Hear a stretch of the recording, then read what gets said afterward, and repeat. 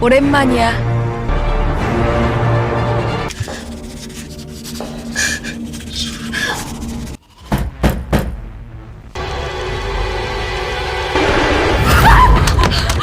계세요?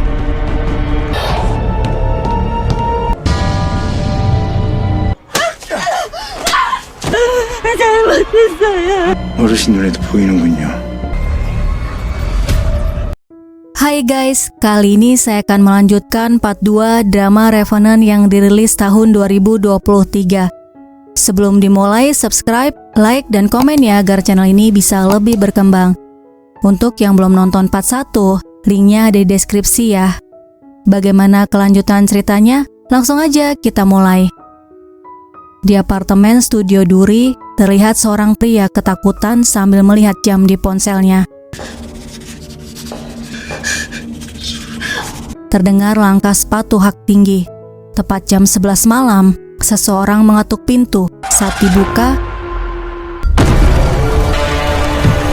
di kantor polisi, Hongse memberikan laporan kasus terbaru orang yang mengakhiri hidup pada Munchun. Seminggu yang lalu, seorang mahasiswa bernama Hong Myong mengakhiri hidupnya di apartemen studio miliknya. 2 hari kemudian, Chemin. Hari berikutnya, Nam Sok-hun. Dalam sepekan, sangat aneh ada 3 mahasiswa dari universitas yang sama tinggal di kawasan apartemen yang sama dan mengakhiri hidup dengan cara yang sama. Hongse kemudian memperlihatkan unggahan di website Universitas Segang dengan nama anonim yang memberitahu mendengar suara sepatu hak tinggi dan suara ketukan pintu yang sangat agresif di hari kematian setiap korban. Selanjutnya, Gu Sanyong dan Haesang datang ke Janjindong, Namgu Gwanchon. Dahulu tempat ini adalah Jang Jinri. Mereka kemudian datang ke sebuah toko kecil. Pria itu dulu tinggal di Janjinri. Haesang memperlihatkan kertas yang digambar Sanyong, kemudian bertanya apakah dia mengenali area ini. Pria itu memberitahu dahulu pohon dukdali ada di sana. Haesang menjelaskan pada Sanyong, duk berarti mayat anak kecil. Dahulu metode mengubur anak kecil berbeda dari orang dewasa. Mereka tidak diakui sebagai anggota keluarga, jadi tidak bisa dikubur di tempat pemakaman keluarga. Mereka dimasukkan ke dalam kendi dan dikubur di area terpencil, tanpa batu nisan atau digantung di pohon. Duk yang digantung di pohon disebut pohon dukdali. Haesang kemudian bertanya apa dia mengetahui tentang aksesori rambut merah. Pria itu tidak mengingat apapun tentang aksesori rambut. Sanyong memperlihatkan foto ayahnya. Pria itu mengenalnya, dia adalah seorang profesor. Gu Gangmo sering datang menemui adiknya saat masih hidup. Adiknya memiliki seorang putri bernama Lee Taeyong. Dia kuliah di Universitas Segang. Pria itu memberikan alamat dan nomor ponsel Lee Taeyong. Di tempat yang lain, Munchun memperlihatkan pada Hongse, semua korban mahasiswa memelihara jenis ikan yang sama. Sangat aneh, mereka membeli ikan yang unik dan tampak mahal. Padahal di laporan, mereka kesulitan mencari nafkah. Hongse kemudian memberitahu dia baru saja menemui beberapa teman korban mahasiswa. Semua korban berteman dengan seorang mahasiswi bernama Lee Taeyong yang tiba-tiba menghilang setelah para korban mengakhiri hidup. Lee Taeyong berhenti bekerja tanpa pemberitahuan. Tidak seorang pun dari mereka bisa menghubunginya dan dia berhenti kuliah. Tiba di apartemen Taeyong, Haesang melihat sesuatu. 뭐가 또 보여요?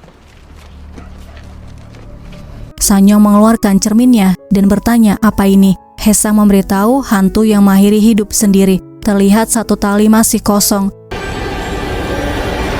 Mereka lari ke lantai 3. Tidak sengaja mereka bertemu dengan Munchun dan Hongse.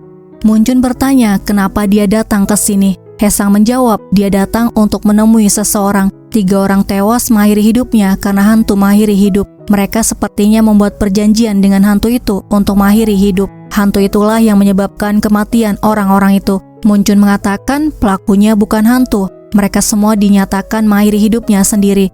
Sebelum Munchun pergi, Haesang memberitahu akan ada 1 korban lagi karena tali terakhir kosong. 1 orang lagi akan segera mengakhiri hidupnya sendiri. Munchun mengatakan dia tidak percaya hal seperti itu.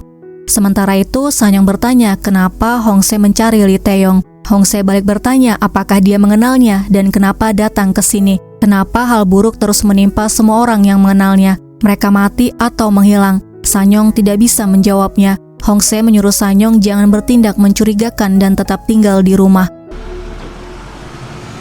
Haesang memberitahu Sanyong mereka harus menemukan pohonnya dulu karena 3 orang sudah mati karena pohon itu. Sanyong tidak setuju. Dia ingin menemukan Lee Taeyong dulu dan mencari tahu alasan kenapa ayahnya datang ke Jang Jinri. Haesang mengatakan orang lain akan mati karena pohon itu. Namun bagi Sanyong, menyingkirkan roh jahat di tubuhnya lebih penting, kemudian pergi meninggalkan Haesang.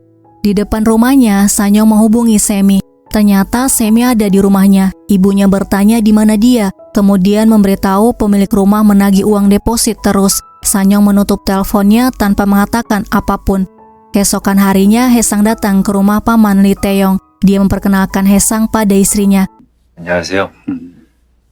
어쩐 일로 오셨나? Haesang ingin melihat foto pohon Dukdali. Bibi Taeyong mengambil album fotonya. Haesang melihat ke arah pakaian yang dilipat Bibi Taeyong. Haesang menunjuk pohon yang ada di foto dan bertanya apakah ini pohon Dukdalinya. Paman Taeyong membenarkan. Sementara Sanyong bertanya pada teman-teman Taeyong di mana dia bisa menemukannya. Temannya mengatakan Taeyong jarang masuk kuliah belakangan ini. Mereka kemudian memberitahu kafe tempat Taeyong bekerja. Ternyata Taeyong sudah berhenti bekerja tanpa pemberitahuan. Di depan kafe, seorang pria menghampirinya bernama Bongsok. Dia mengaku mengenal Taeyong pada Sanyong. Bongsok bertanya kenapa dia mencari Taeyong. Sanyong mengatakan dia ingin mengetahui tentang desa bernama Jang Jinri. Dulu Taeyong tinggal di sana. Bongsok bertanya dari mana dia tahu. Sanyong menjawab dari paman Taeyong. Bongsok minta informasi kontak atau alamat paman Taeyong pada Sanyong. Taeyong meninggalkan beberapa barang di tempat kerjanya, jadi dia tidak tahu harus mengembalikannya kemana. Tiba-tiba ibu pemilik rumahnya menelpon. 네, 여보세요? Dia minta Sanyong untuk segera membayar uang deposit rumahnya. Sanyong mengatakan dia akan berusaha untuk memberikan uangnya bulan depan. Setelah menutup teleponnya, Sanyong memberikan alamat paman Taeyong. Bongsok kemudian mengatakan bosnya bernama Hyungre lebih dekat dengan Taeyong. Dia akan segera datang dan Sanyong bisa bertanya padanya. Saat Hyungre datang, Sanyong langsung bertanya mengenai keberadaan Taeyong. Hyungre mengatakan dia tidak menemukan Taeyong di tempat yang biasa dia datangi. Bongsok kemudian mengatakan dia tadi mendengar Sanyong sedang membutuhkan uang. Hyungre bertanya berapa yang dia butuhkan. Sanyong mengatakan dia tidak bisa meminta bantuan pada orang yang baru dia temui. Hyungre mengatakan jangan khawatir, dia akan membantunya. Tiba-tiba pesan dari ibunya masuk. Dia memberitahu pergi ke kantor polisi dan meminta Sanyong untuk menghubunginya. 무슨 사고를 친 거야? Sanyong buru-buru pamit. Sebelum Sanyong pergi, Hyungre memberinya ikan sebagai hadiah untuk menghiburnya. Kapanpun dia butuh bantuannya, dia bisa mencarinya. Di tempat yang lain, Hongse sedang melihat rekaman CCTV apartemen Studio 6 sambil menelpon Moonchun yang juga sedang memeriksa kamera CCTV di dalam apartemen. Hongse menemukan wanita yang memakai sepatu hak tinggi merah, rambutnya panjang, memakai jaket warna ungu. Dia melewati pintu depan sekitar pukul 22.59. Moonchun juga melihatnya. Sementara Haesang melihat fotonya berubah, dia kemudian menghubungi paman Taeyong. Paman memberitahu Taeyong juga memiliki foto itu. Haesang memberitahu Moonchun, Taeyong punya foto dengan hantu yang tinggal di dalamnya. Jika tidak segera ditemukan, dia juga akan segera mati. Haesang datang ke Universitas Segang mencari Taeyong. Dia melihat para mahasiswa memakai sweatshirt Universitas Segang, sama seperti yang dilipat oleh bibi Taeyong. 설마 Haesang kemudian pergi menuju ke rumah mereka. Sanyong tiba di rumah. Dia bertanya kenapa datang ke kantor polisi. Ibunya memberitahu polisi menyuruhnya datang untuk melihat jasad neneknya. Dia kemudian bertanya kenapa Sanyong ada di rumah neneknya ketika neneknya meninggal. 정말 무슨 일 있었던 거야?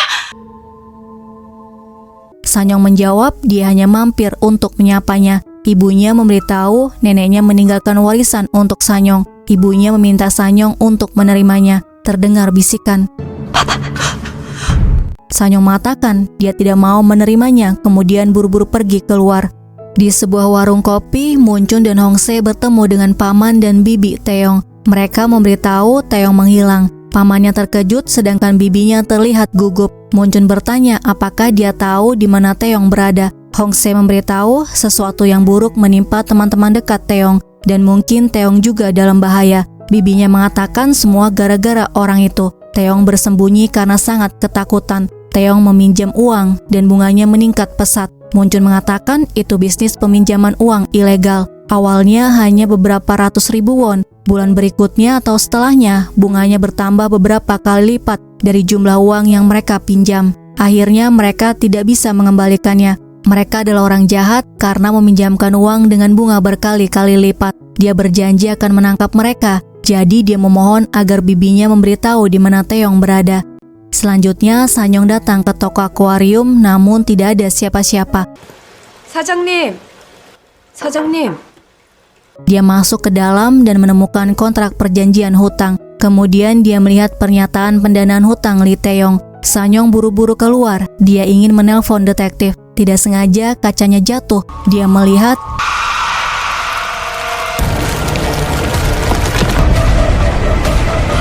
tiba-tiba Hyung-rae datang. Dia menghentikan Sanyong yang mau pergi dan mendorongnya.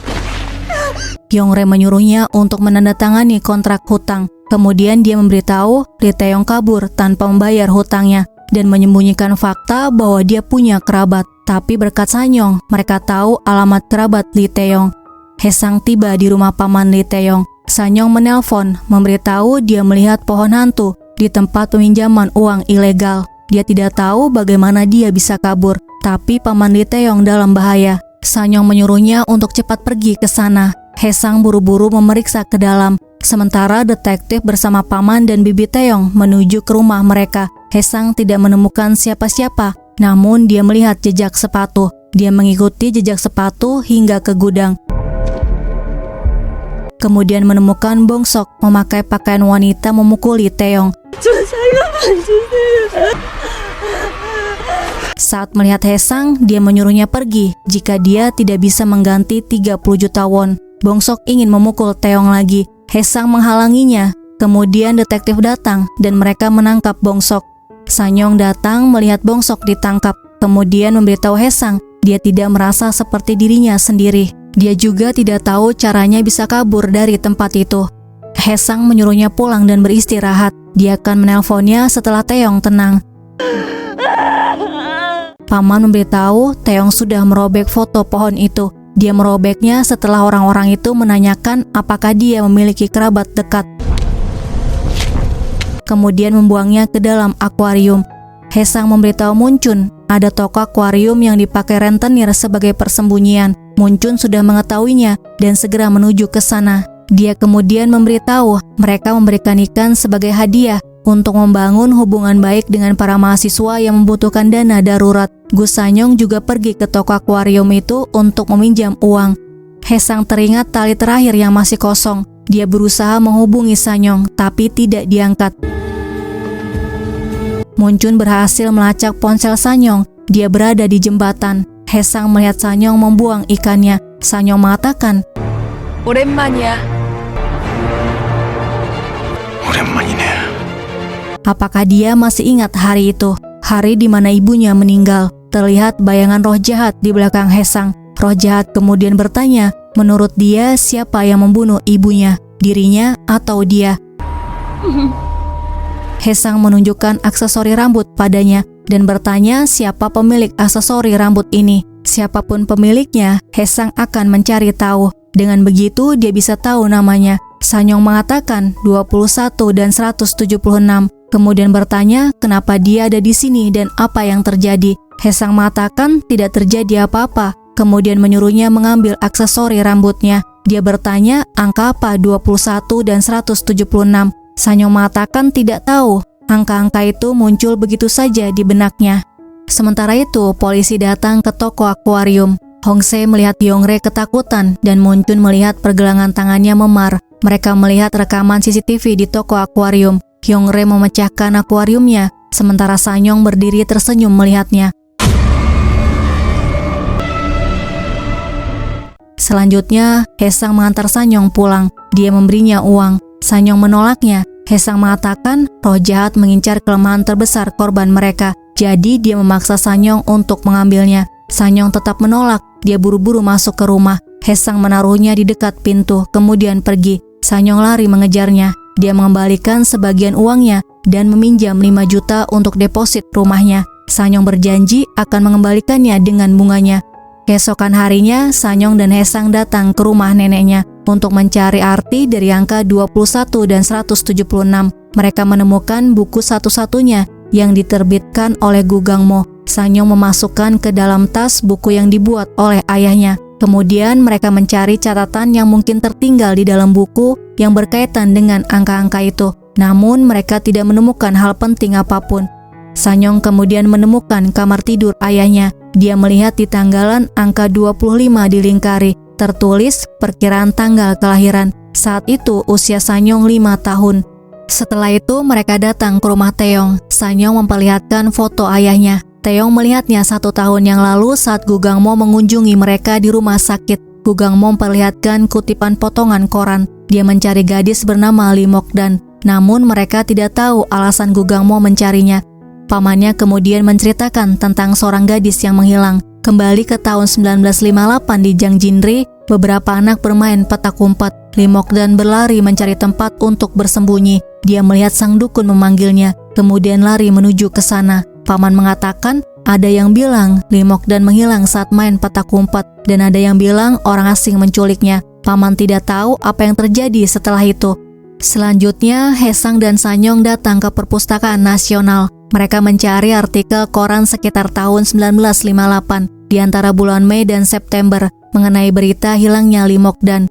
Di tempat yang lain, Munchun memegang kutipan koran dari buku aksesori rambut yang berhasil diselamatkan polisi. Mereka menemui seorang mantan polisi yang menangani kasus hilangnya Lee Mok-dan. Pria itu memberitahu waktu kejadian adalah di bulan Juni 1958. Gadis itu menghilang dan ditemukan dengan tubuh sangat mengerikan. Sepertinya dia kelaparan, hanya tersisa kulit dan tulang. Kemudian salah satu jarinya hilang.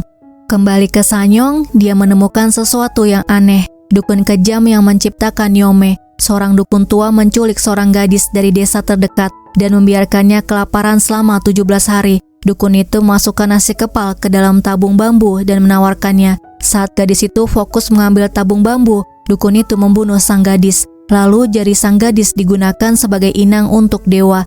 Haesang mengatakan Yome bisa berarti mengutuk seseorang dengan membuat boneka dari jerami atau bagian pohon tertentu, atau bisa juga membuat kelaparan dan membunuh seorang anak untuk mengubah mereka menjadi hantu, sejenis hantu remaja. Hantu remaja adalah arwah pendendam yang mati muda. Mereka berasal dari anak-anak yang meninggal karena cacar atau kelaparan. Kemungkinan besar Lee Mok-dan berubah menjadi hantu. Sanyong pernah membaca mengenai hantu remaja di buku ayahnya. Dia menunjukkannya pada Haesang. Sanyong terkejut melihat halaman bukunya 176 dan 21. Haesang membaca Yome berkaitan dengan hantu remaja. Contohnya ritual boneka jerami Bakcagol. Selanjutnya mereka pergi ke desa Bakcagol. Sanyong menggantinya menyupir mobilnya. Tiba-tiba GPS-nya tidak berfungsi. Sanyong menepi. Haesang mengatakan mereka hampir sampai. Dia menunjuk pohon keramat desa Bakcagol. Desa Bakcagol terkenal karena ritualnya. Di dalam sebuah kuil, kepala desa Bakcagol sedang berdoa. Terlihat 2 buah boneka jerami yang sudah disiapkan untuk upacara ritual boneka jerami. Setelah itu dia menyambut kedatangan Haesang. Mereka mengenal Haesang karena dia pernah melakukan penyelidikan di desa ini selama sebulan. Kepala desa memperlihatkan ritual boneka jerami pada Sanyong. Ritual boneka jerami untuk mengusir hantu gentayangan. Hantu gentayangan yang menempel bisa menyebabkan sakit atau membawa kemalangan. Haesang bertanya apakah dia mengenal Profesor Gu Gangmo. Kepala desa tidak mengenalnya. Di tempat yang lain, Munchun dan Hongse datang ke rumah penulis artikel koran. Gadis muda menghilang selama 2 pekan. Putrinya memberitahu ayahnya yang menulis artikel itu. Dia meninggal pada hari artikel itu diterbitkan. Ayahnya mengakhiri hidupnya. Munchun bertanya, adakah memar seperti ini di pergelangan tangannya? Dia membenarkan. 어떻게 하셨어요? Dia bertanya apakah mereka mendapatkan kutipan artikel korannya dari Gu Gangmo. Gu Gangmo datang sekitar setahun yang lalu dan menanyakan hal yang sama. Di depan rumah itu, Munchun mengajak Hongse untuk menyelidiki Gu Gangmo lebih lanjut karena dia ada di pusat kasus ini. Selanjutnya, kepala desa bertanya kepada yang lainnya, apakah ada yang mengenal Gu Gangmo. Seorang pria mengenalnya. Gu Gangmo menikah dengan wanita dari desa ini bernama Yun Gyeongmun. Sanyong langsung menelpon ibunya. Dia bertanya apakah benar ibunya berasal dari Bakcagol dan menikah dengan ayahnya di sini. Ibunya bilang kampung halamannya di Seoul. Ternyata ibunya berbohong. Ibunya terkejut, Sanyong tahu, kemudian bertanya apakah sekarang dia ada di Bakcagol. Ibunya teriak menyuruhnya segera meninggalkan tempat itu. Tiba-tiba di dalam terjadi keributan. Hesang masuk ke dalam menolong mereka. Saat Sanyong masuk, dia melihat mobil ambulans datang membawa jasadnya. Hesang memberitahu orang itu meninggal karena hantu gentayangan. Sanyong mengeluarkan kacanya. Dia bertanya, ada berapa banyak di sini? Hesang menjawab, ada 4 lagi. Dia harus melihat-lihat desa, tapi pasti masih ada banyak lagi. Itu artinya semua warga desa dalam bahaya. Hesang menyuruh mereka pulang. Dalam perjalanan pulang, jangan melihat ke belakang dan tundukkan kepala. Langsung kunci pintu begitu tiba di rumah. Setelah itu, Hesang memberitahu kepala desa ada hantu gentayangan. Kemudian bertanya, di mana boneka jeraminya? Mereka harus mengusir hantu gentayangan. Boneka jeraminya ternyata hilang. Hesang mengatakan, mereka harus menanyai orang yang membersihkan tempat ini. Kepala desa menghubungi mereka satu persatu, namun tidak ada yang mengangkatnya. Mereka memutuskan untuk datang ke rumah Bupak, Buno, dan Pak Kim yang bertugas bersih-bersih hari ini. Mereka bertiga berpencar. Bupak tiba di rumahnya. Saat dia masuk ke dalam rumah, terlihat sedangkan Pak Kim sedang tidur dan ada yang mendorong Buno. Sanyong menyelamatkannya. Di rumahnya dia bertanya apakah melihat boneka jerami saat membersihkan kuil. Buno mengatakan dia tidak bersih-bersih hari ini karena punggungnya sakit. Pak Kim juga tidak bisa bersih-bersih karena ada urusan mendesak. Jadi Bupak bersih-bersih sendiri hari ini. Hesang sampai di rumah Bupak. Dia melihatnya sedang makan. Kemudian memberitahu jangan bergerak. Bupak bertanya kenapa datang ke sini. Ternyata Bupak bisa melihatnya. Di hadapannya adalah putrinya. Ini kali pertama dia melihat lagi putrinya selama puluhan tahun. Putrinya pergi ke kota. Entah apa yang membuatnya susah sampai dia mengakhiri hidupnya. Setiap hari dia memikirkannya. Dia tidak keberatan ditempeli hantu gentayangan. Lebih baik dia mati dan bersamanya. Hesang bertanya apakah dia menyingkirkan boneka jeraminya karena ritual itu akan membuat putrinya lenyap. Bupak memberitahu dia membakarnya. Hesang menemukan boneka jeraminya sudah hancur. Sementara itu, Sanyong berdiri di persimpangan jalan, mencoba menghubungi Hesang namun tidak bisa. Kemudian dia melihat ke kaca jalan. Sanyong ketakutan. Dia lari sampai terjatuh. Di jendela toko, dia melihat ayahnya. Guys, part 2 sampai di sini ya. Terima kasih sudah melihat video ini. Sampai jumpa di video selanjutnya.